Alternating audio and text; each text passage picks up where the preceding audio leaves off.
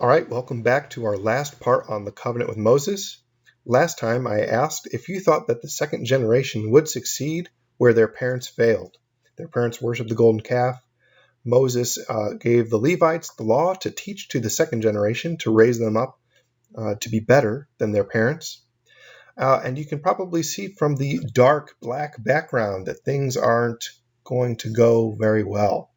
Actually, it's going to reach pretty much the lowest point. In many ways, Deuteronomy is kind of the lowest point of the entire Bible. Let's go ahead and go through and see what happened. The first thing we find is that the first generation is afraid to go into Canaan. They get there and they're scared. They sent in 12 spies. They said that the land is full of giants and that their inhabitants devour each other.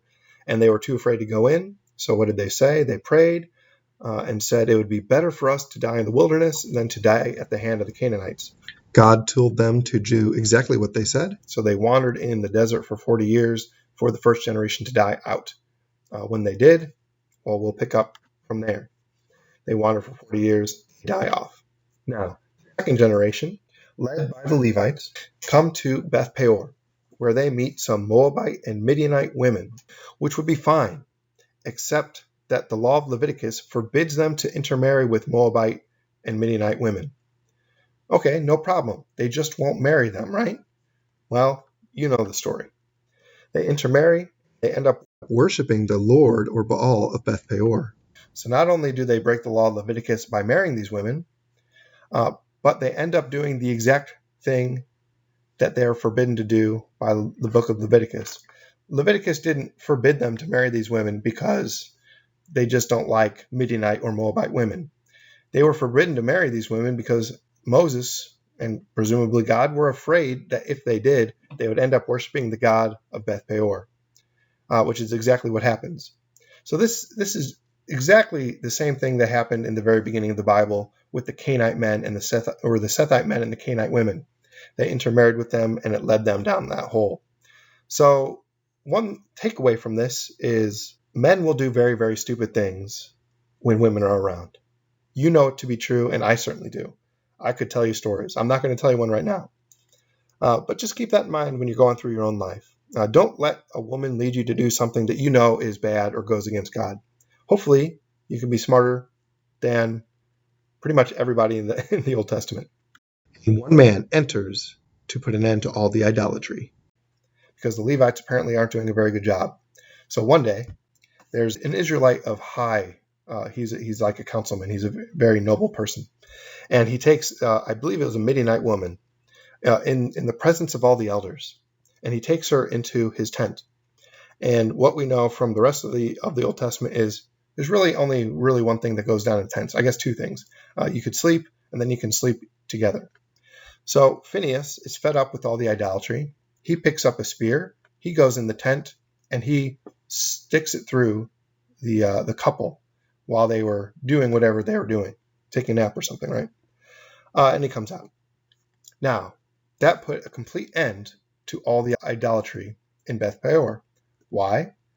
Because you, me, and nobody else would go around sleeping with Moabite and Midianite women while Phinehas is around, because we know we want to keep our life.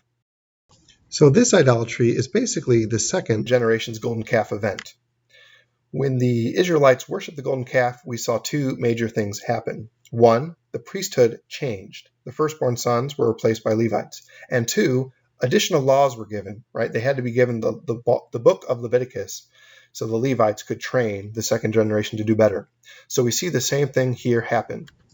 We have a new priesthood that's given to the sons of Phinehas. I should say it's focused. So the high priesthood passes to the sons of Phinehas.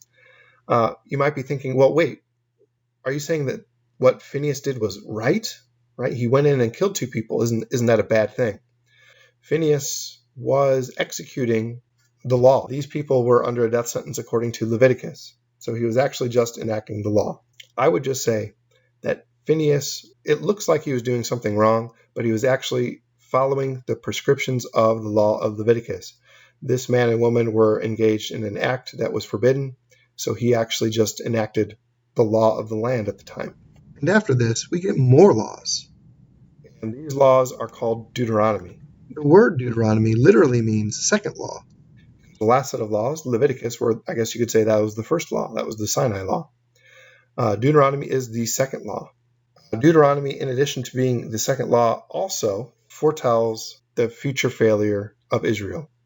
So at Sinai, you remember Moses said, if you keep the covenant, right, this was God's promise through Moses, if you keep this covenant, you'll be to me a kingdom of priests. It's pretty hopeful, right? It sounds like Israel has a shot. He says, if. Deuteronomy, Moses says, when you break this law, these curses will come upon you. So Deuteronomy, Moses has lost all faith in the people of Israel. He's seen the first generation fail. Now he's seeing the second generation fail. So Moses has really no hope. So he says, look, when you fail this law, the curse will come upon you. What curse is he talking about? The main curse of the book of Deuteronomy is that the land of Canaan, which God is giving to the people of Israel, the curse is, when you break this law, the land that God is giving you will be taken away from you. So it's kind of sad and ironic to think that before the Israelites were even in the promised land, Moses foretold that they would lose access to the Holy Land because of their sin. Wow. I mentioned at the beginning, Deuteronomy can in many ways be thought of as the low point of the Bible. And here's why. I want to look at the differences between the laws given at Sinai and the laws given by Deuteronomy. First one, the laws given at Sinai, these were laws given by God through Moses. Right? He gave him the tablets of the law, the 10 Commandments, which are still valid today. The laws of Deuteronomy were given strictly by Moses. Sinai, the laws were given on top of the mountain. Deuteronomy, they were given on a plains. Well, who cares? What's the big deal?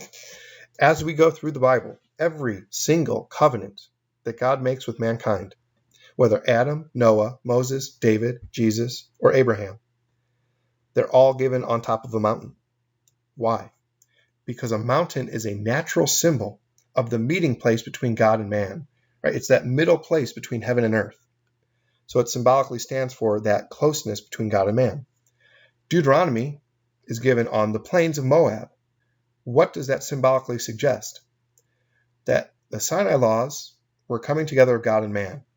The Deuteronomic laws are strictly man-made. And we're going to see, because of that some of these laws we would not consider to be good laws. Sinai, laws of God were given with supernatural signs, right? God appeared on top of the mountain in the form of fire, smoke, and lightning. You had the pillar of smoke and fire. At Deuteronomy, God is nowhere to be seen. I'm really stressing this point because it's important to know that the Deuteronomic laws, you might be a little repulsed by some of them. At Sinai, Israel was seen as a son. Right? Israel is my firstborn son, we heard God say in Exodus. In Deuteronomy, because Israel has failed to honor God, Israel is seen more as a servant or a slave. Sinai laws summarized the 10 Commandments, which are good and holy and still honored today by both Christians and Jews. The laws given by Deuteronomy are of a lower moral order. So for the first time in the Bible, we see divorce and remarriage being allowed. Later, when Jesus comes on the scene, rabbis are going to question him about this. They're going to say, well, why did Moses allow for us to get divorced and remarried if that's not what God wanted? And Jesus is going to refer all the way back to Adam and Eve, saying God did not design it from the beginning that way, which is why in the Catholic Church we do not allow for divorce and remarriage because the laws of Deuteronomy have been superseded. Deuteronomic laws were temporary and provisional. They were for a specific people at a specific time. Other laws of Deuteronomy allowed for foreign slave wives. And additional, you have harem warfare allowed. Harem warfare is total war. It's also called the ban. And in that kind of warfare, you go in and you kill men, women, children, and animals. You destroy everything. These are allowed by Moses in Deuteronomy. But you're thinking, well, why would Moses allow for these things? These things don't sound good at all. And that's a good question.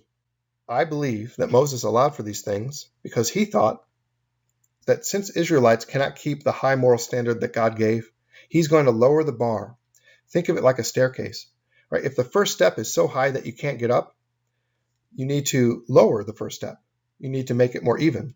So Moses lowered the bar really far down so that the people could walk up the steps and hopefully, in time, follow the Ten Commandments. So why would he allow for divorce?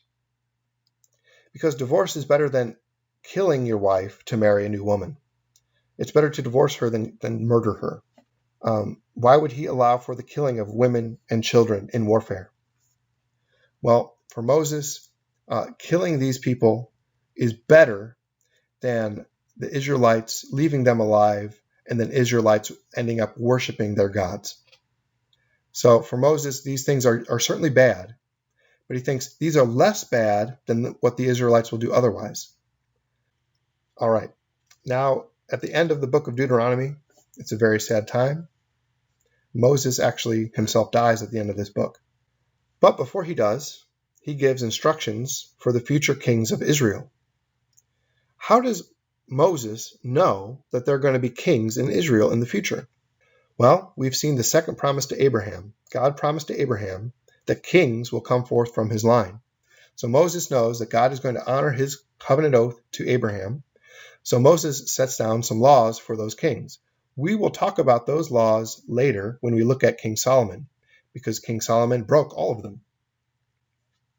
After the golden calf incident, after the worship of Beth Peor, Moses also forbids all animal sacrifices except for in the central sanctuary, meaning the temple. Once they get into Canaan, once they establish control of the land and build the temple, all other temples must be shut down. There can only be one. Why? I think Moses wants this one central sanctuary because it's easier to control which gods are being honored and worshipped if you only have one place where it's happening. So I think it's a control issue. They don't want the Jewish people to build their own altars to all these different gods, so they make a law saying that you can only have one place, and that place will be the temple that Solomon builds. As we saw, Moses already predicted that the people of Israel are going to fail the Deuteronomic law.